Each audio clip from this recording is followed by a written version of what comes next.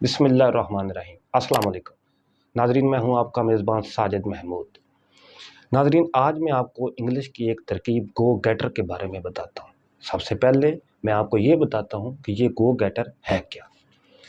یہ گو گیٹر ایک ایسے شخص کو کہتے ہیں جو کسی بڑے شخص کے لیے کام کرتا ہو، اس کا ہر ایک حکم بجا لاتا ہو، اور یہ شخص دیے گئے حکم کے لیے کچھ بھی کر جانے کو تیار ہو۔ اپنے ٹاسک کو مکمل کرنے کے لیے گھٹیا سے گھٹیا ہتھ کنڈے بھی اپنانے کو تیار ہوتا ہے، اور ایسے گو گیٹر میں ہر طرح کی صلاحیت موجود ہوتی ہے، اور یہ گو گیٹر ہر ناممکن کام کو بھی ممکن کر لیتا ہے۔ گو گیٹر کے نزدیک اخلاق، کردار، ایمان، جذبہ سب کچھ بے معنی ہوتا ہے۔ اسے صرف اور صرف اپنے ٹاسک سے تعلق ہوتا ہے۔ دنیا کی تاریخ کھول کر دیکھ لیں تو ایسے بہت سارے گو گیٹر ملیں گے جو بادشاہوں کے لیے کام کرتے تھے۔ ایسے سمجھ لیں کہ ہر ایک عہدہ جو درباری کے لیے ہوتا تھا وہ اس انگریزی کی اس ترکیب گو گیٹر کے مترادف ہوتا ہے، اور گو گیٹر کا نام دربار میں صرف اور صرف کامیابی پر ہوتا ہے۔ اگر وہ اپنے آقا کے دیے گئے حکم کو پورا نہ کر پائے تو اس کا نام بہت جلد ختم ہو جاتا تھا، اور اکثر ان کو قتل کر دیا جاتا تھا۔ اور ایسے گو گیٹر ختم نہیں ہوئے، آج بھی ہمارے معاشرے میں موجود ہیں جو بڑی تیزی کے ساتھ ترقی کر رہے ہیں۔ لیکن گو گیٹر کا کام درباری کا کام کرنا ہی ہوتا ہے، حکمرانی نہیں۔ وہ کسی کے تابع ہی اپنا کام کر سکتے ہیں، حکمران بن کر نہیں۔ حکمرانی کا بوجھ اٹھانا ان کے بس کی بات نہیں ہوتی ہے۔ اگر ایسے شخص حکمران بن جائیں تو پھر وہ ریاست برباد ہو جاتی ہے، اور ایسے حکمران کو پھر بیچ سے بھاگنا پڑتا ہے، اور ایسے حکمران کا نام بہت جلد ختم ہو جاتا ہے، بلکہ ایسے لگتا ہے کہ یہ لوگ کبھی دنیا میں آئے ہی نہیں تھے۔ لیکن ان کی صلاحیت سے انکار نہیں کیا جا سکتا۔ آج بھی ہمارے معاشرے میں، ہمارے سیاستدانوں میں، حکمرانوں میں ایسے لوگ موجود ہیں جو وقتی طور پر بہت نمایاں ہوتے ہیں، لیکن بہت جلد ان کا نام ختم ہو جاتا ہے۔ اب میں آپ کو پاکستان میں موجود ایک ایسے گو گیٹر کے بارے میں بتاتا ہوں جس کا نام ہے آصف علی زرداری۔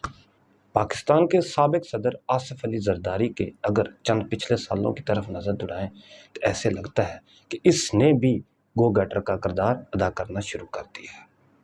آپ دیکھیں کہ یہ شخص ذوالفقار علی بھٹو کی طرف آیا تو اس کا پورے خاندان کو ختم کر دیا۔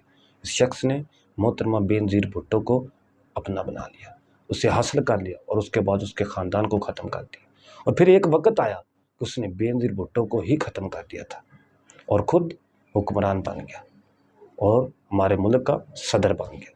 لیکن آپ دیکھیں وہ صدر پاکستان رہا، 5 سال صدر پاکستان کی کرسی پر بیٹھا رہا، لیکن ریاست کو خطرے میں ڈال دیا، کیونکہ ایسے گو گیٹر درباری کا کام تو کر سکتے ہیں لیکن حکمرانی ان کے بس کی بات نہیں ہے، ان کی اوقات ہی نہیں ہے کہ یہ لوگ حکمران بن سکیں۔ پھر 2018 میں یہ شخص بلوچستان کی طرف آیا تو اس وقت ان کا ایک بھی رکن بلوچستان میں نہیں تھا، لیکن دیکھتے ہی دیکھتے ایک نئی جماعت بلوچستان عوامی پارٹی باپ نے جنم لے لیا، اور اس نے PMLN کی بلوچستان کی صوبائی حکومت کو اکثریت سے بدل کر اقلیت بنا دیا۔ اس کے بعد جو کچھ ہوا سب تاریخ کا حصہ ہے۔ دیکھتے ہی دیکھتے پاکستان مسلم لیگ نون زوال کے گھر میں داخل ہو گئی۔ پھر 2021 میں اس شخص نے اسلام آباد کی طرف رخ کیا، یعنی عمران خان کی طرف رخ کیا، اور اس کا آغاز بھی اس نے بلوچستان سے ہی شروع کیا، اور چال اتنی بریک چلی کہ عمران خان کو سمجھ ہی نہ آئی۔ سابق وزیر اعلیٰ بلوچستان جام کمال نے عمران خان کو سمجھانے کی کوشش کی، لیکن اس کی عقل میں کچھ بھی نہ آیا۔ اس نے اسے بتایا کہ بلوچستان میں جو چینج ہو رہا ہے اس کے پیچھے زرداری صاحب ہیں، لیکن خان صاحب اس وقت سمجھ نہ پائے۔ پھر دیکھ لو کیا ہوا، سب کچھ ہماری آنکھوں کے سامنے ہے۔ PTI ٹوٹ پھوٹ کا شکار ہوگی، اور زرداری صاحب نے جس کے سر پر ہاتھ رکھا وہی مالا مال ہوا۔ ہماری آنکھوں کے سامنے PTI ٹوٹ گئی، اور PTI کے ہی لوگ باوضو ہو کر نماز ادا کر کے سر پر قرآن پاک رکھ کر زرداری صاحب کے سامنے پہنچ گئے اور جھک گئے، اور زرداری صاحب نے جس کی طرف آنکھ اٹھائی وہ کروڑوں پتی ہو گیا۔ اور پھر زرداری صاحب نے PMLN کی طرف دیکھا تو ان کو وزارت اعلیٰ مل گئی، اور یہاں تک کہ مولانا کا علم اور نورانیت بھی زرداری صاحب کے سامنے جھک گئی۔ اس سب کچھ کے ساتھ ساتھ پی ٹی آئی کو تو اس نے جو ذلیل کیا ساتھ ساتھ اس نے پی ایم ایل این میں بھی درار ڈال دی، نون اور شین کو علیحدہ کر دیا اور بہت سارے لوٹے پیدا کر دیے، ان کی بھی سیاست کو ختم کر دیا۔ اور اب لاسٹ میں پنجاب کی طرف قدم بڑھایا تو پنجاب میں ہلچل مچا دی۔ ایک شخص جو قبر میں پڑا ہوا تھا اس کو قبر سے نکالا، جوان کیا اور اس کو اس کے بھائی سے ہی علیحدہ کر دیا۔